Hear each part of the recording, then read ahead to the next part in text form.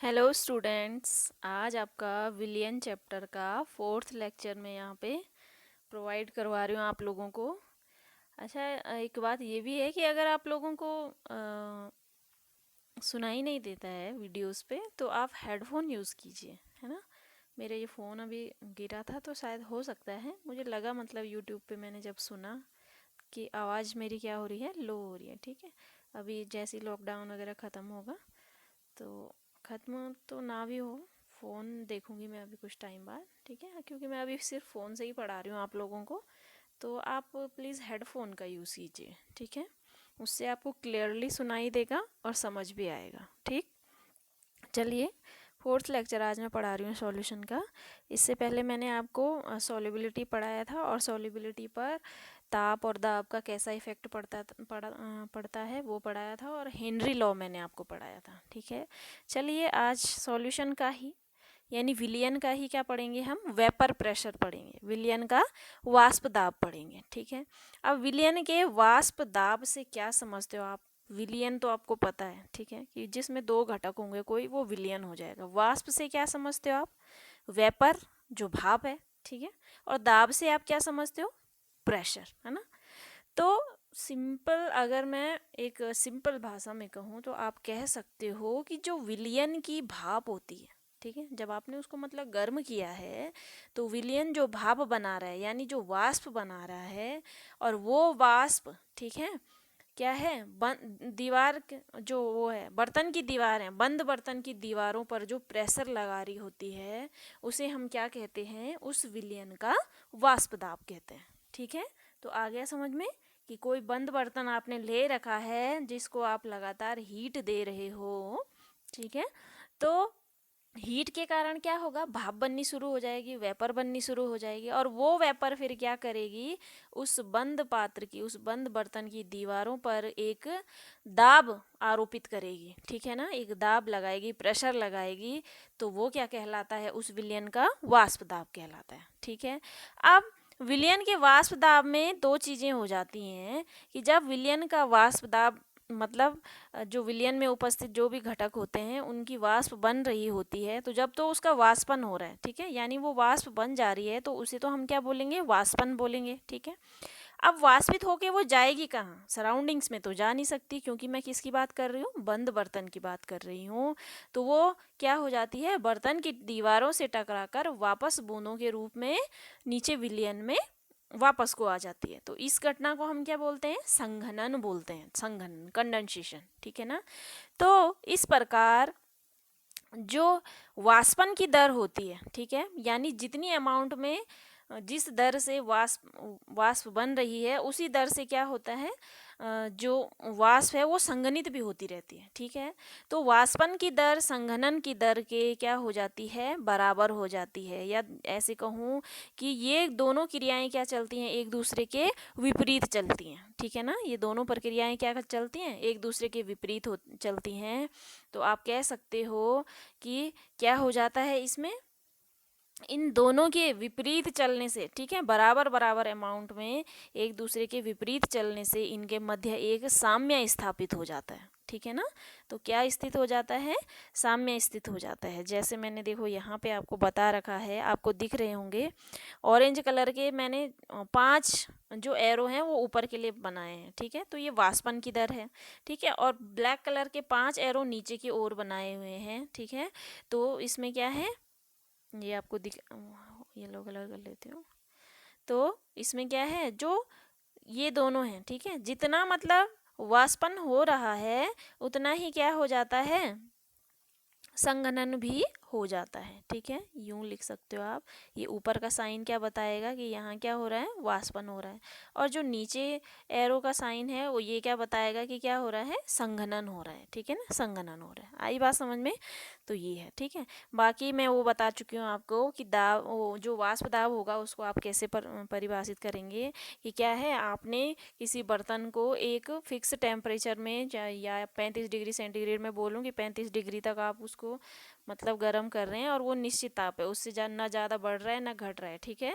लगातार तुम 35 डिग्री का ही टेम्परेचर प्रोवाइड करवा रहे हो, तो क्या होगा, जब साम्य अवस्था क्रिएट हो जाएगी, ठीक है, साम्य अवस्था क्रिएट हो जाएगी तो साम्य अवस्था द्वारा क्या होगा, जो वाष्प अणु होंगे उनके द्वारा बर्तन की दीवारों पर और वापस जो संघनन की दर वाले अणु होंगे उनमें द्रव की सतह पर जो लगाया गया दाब होता है वो क्या कहलाता है, वाष्प दाब कहलाता है, ठीक है।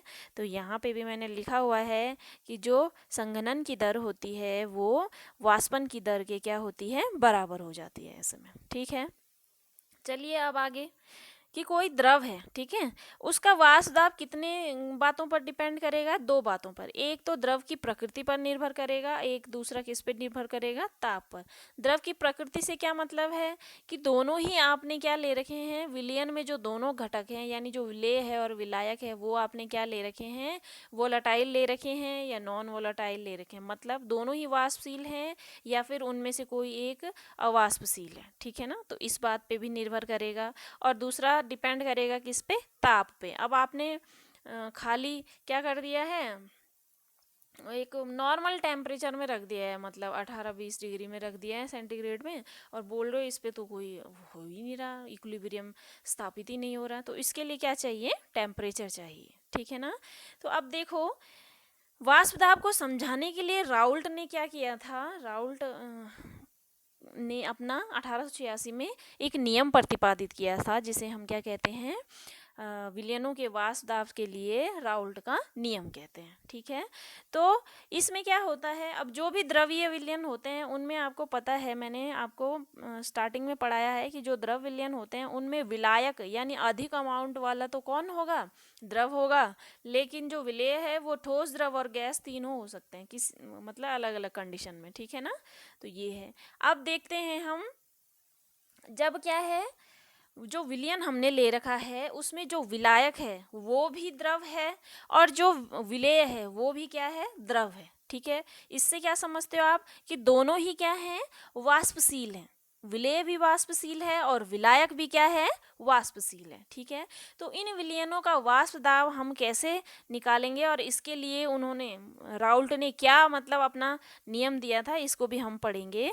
तो आप जब हेडिंग लिख रहे होंगे तो यहाँ पे जैसे मैंने लिखा हुआ है, द्रव द्रव विलयनों का वाष्प दाब, आप ब्रैकेट में लिख सकते हो वाष्पशील, मतलब विलेय तो, वो विलायक तो वाष्पशील होगा ही, लेकिन यहाँ पे क्या होगा, वाष्पशील विलेय, विलेय भी वाष्पशील होगा, तभी तो क्या बनेगा, द्रव द्रव विलयन तैयार होगा आपका, ठीक है ना। हो गया बच्चों, इसको जरूर कर लेना। अब आगे क्या कह रहा है कि जब हम दो डाइल्यूट जो लिक्विड्स होते हैं उनको हम एक पात्र में रखते हैं तो वो क्या बना लेते हैं, एक बाइनरी सॉल्यूशन, इसको द्विक विलयन बोलते हैं, ठीक है ना।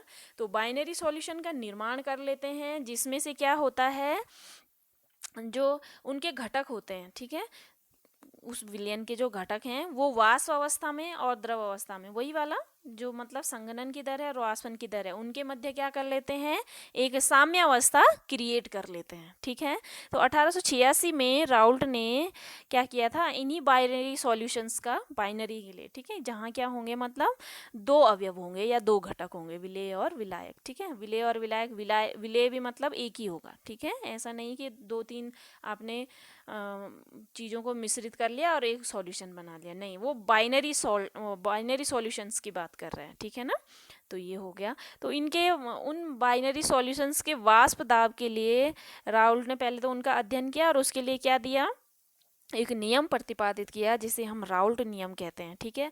तो उन्होंने क्या दिया, जो विलयन में उपस्थित घटक थे उनके आंशिक दाब, ठीक है, कि वो कितना दाब लगा रहे हैं, प्रत्येक घटक जो है वो कितना दाब लगा रहे हैं, और उनके मोल अंश के मध्य क्या किया था, एक संबंध स्थापित किया था, ठीक है, जिस संबंध को हम राउल्ट नियम से जानते हैं, ठीक है। तो जो ये नियम है इसमें कहा गया है कि कोई भी जो वाष्पशील द्रव होंगे विलयन में, ठीक है, तो विलयन के जो प्रत्येक कोई वाष्पशील द्रव यानी जो दोनों घटक हैं, विलेय है विलायक है, ठीक है, तो जो उनके आंशिक दाब होंगे, ठीक है, प्रत्येक अवयव का जो आंशिक दाब होगा वो उनके वाष्प दाब तथा उनके जो मोल अंश होंगे उन मोल अंशों के क्या होगा, समानुपाती होगा, ठीक है।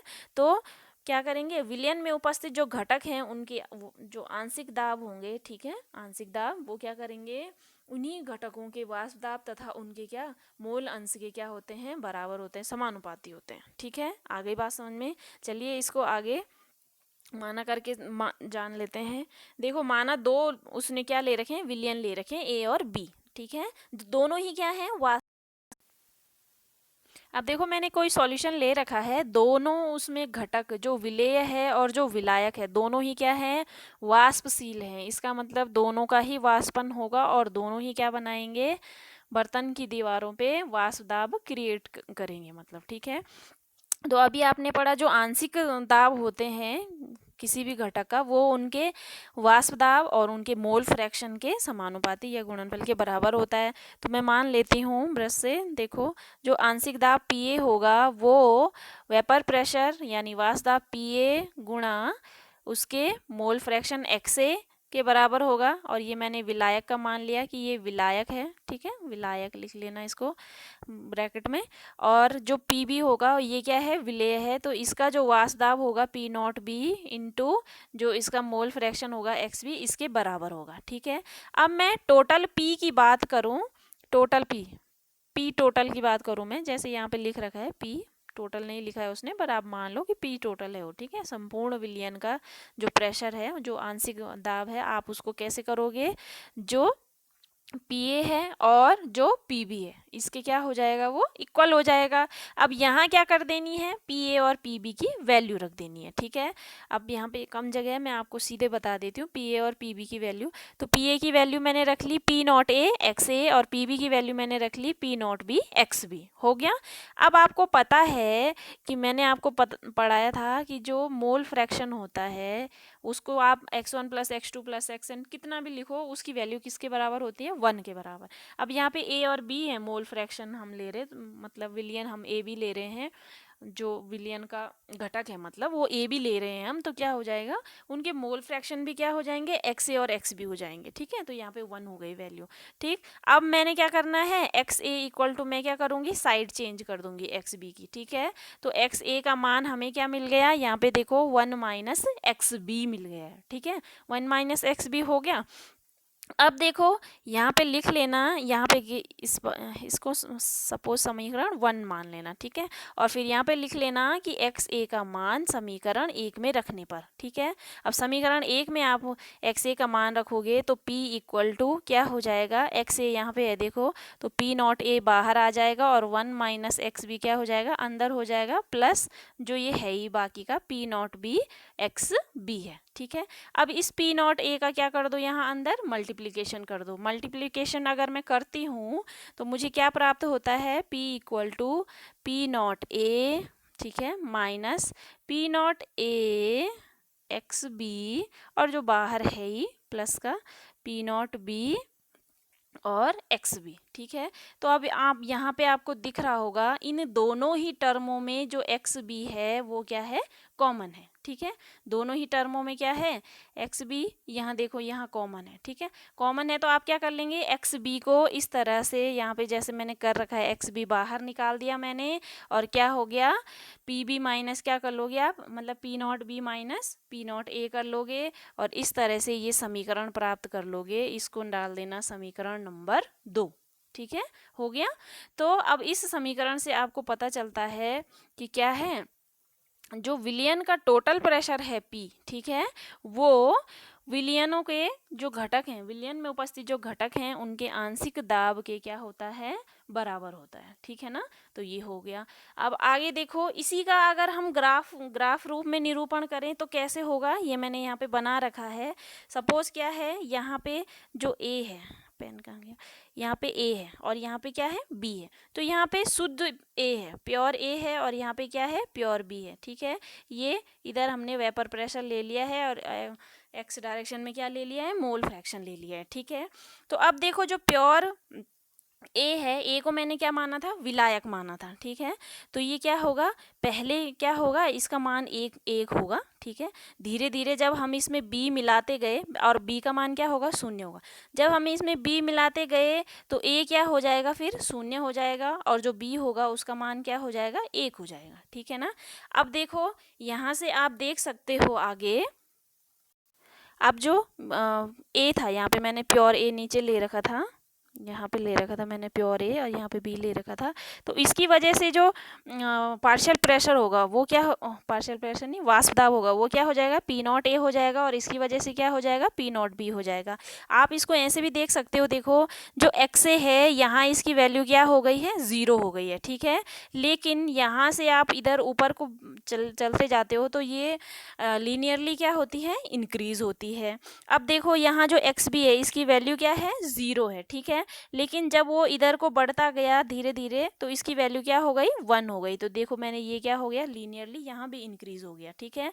तो आप क्या करोगे, अब जो ये वाला था, ये क्या था, पी नॉट ए है, तो ये किसकी वजह से है, जो प्योर जो आपने सॉल्वेंट ले रखा है उसकी वजह से है। तो इसकी वैल्यू आप क्या लिखोगे, पी ए इक्वल टू क्या हो जाएगी, वही p naught a into x a, और इस इधर क्या लोगे, जहाँ एक्स बी की वैल्यू ज़ीरो है, ये धीरे धीरे ऊपर को इंक्रीज हो रही है, तो इसकी क्या हो जाएगी, पी बी इक्वल टू क्या हो जाएगा, P naught B x B. और यहाँ आप क्या कर लेंगे, अब हमने मान लिया कि किसी न किसी एक को, या तो जो विलायक होगा या जो विलेय होगा, ठीक है। तो उनके जो पार्शियल प्रेशर हैं, जैसे पार्शियल प्रेशर आ रहा है बार बार, वाष्प दाब है, ठीक है, वो क्या होंगे, किसी ना किसी एक का तो थोड़ा, दोनों का बराबर नहीं हो सकता है, किसी एक का तो ज़्यादा होगा ही, ठीक है। मैंने यहाँ पे मान लिया है कि जो विलेय है पीबी, उसका क्या है, वाष्प दाब थोड़ा ज़्यादा है, या आप पीबी को विलायक मान लो, ठीक है, तो उसका ज़्यादा है।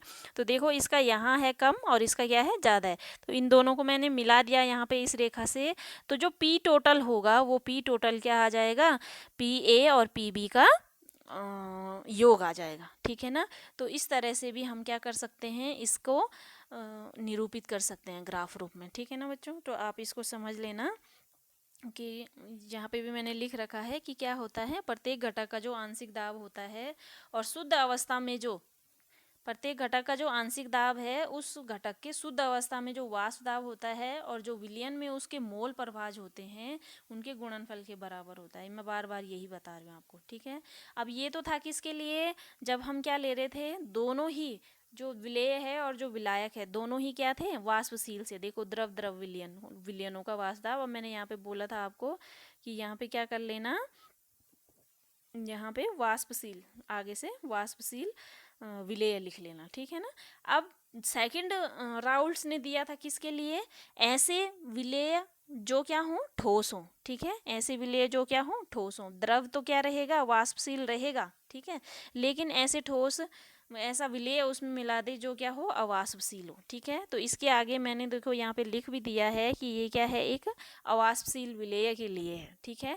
तो देखो क्या होता है, जब किसी सॉल्यूशन की बात करूँ मैं जिसमें आपने ठोस भी मिला रखा है, मतलब आप आगे मिलाओगे विलयन, विलयन बनाओगे उसका, तो जब आपने उसमें सिर्फ विलायक ले रखा है तो उसका जो वेपर प्रेशर होता है वो क्या होता है, अधिक होता है, ठीक है।